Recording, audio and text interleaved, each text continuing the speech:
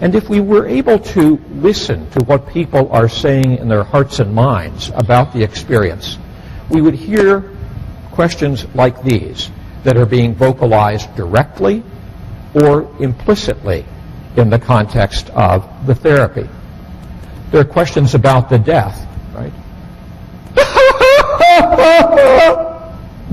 Why didn't I recognize that that pain in his back was a return of the cancer? Why did I send him to that chiropractor? I'll never forgive myself. This is not an intellectualized search for cognitive meaning. It is not something that is robotic and divorced from affect. The search for meaning is charged with passion. It is essentially about feeling. Right?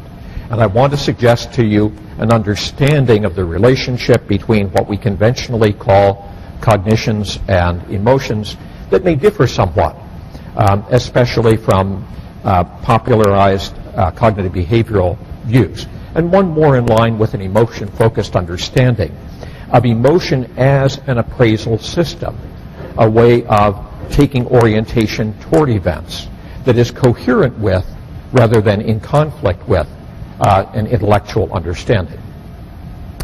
We have questions about our identity.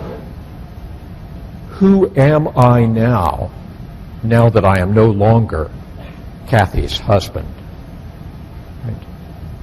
In some way I feel cut loose from my moorings in that relationship.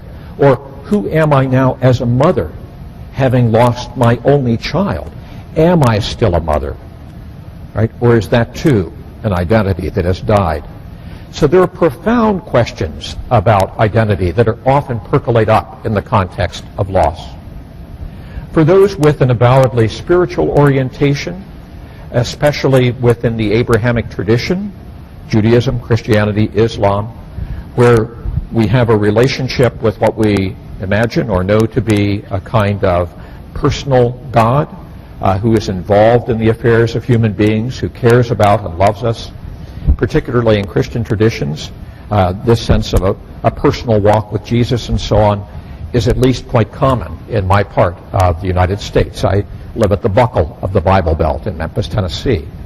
And in this way, it is unsurprising that people's spiritual worlds are often shaken and challenged by loss in a way that we also have studied in our research projects, both qualitative and quantitative. If you're interested in that, you'll see on the website several articles and chapters by Laurie Burke, B-U-R-K-E, and myself and our colleagues that looks at spiritual struggle in the context of bereavement.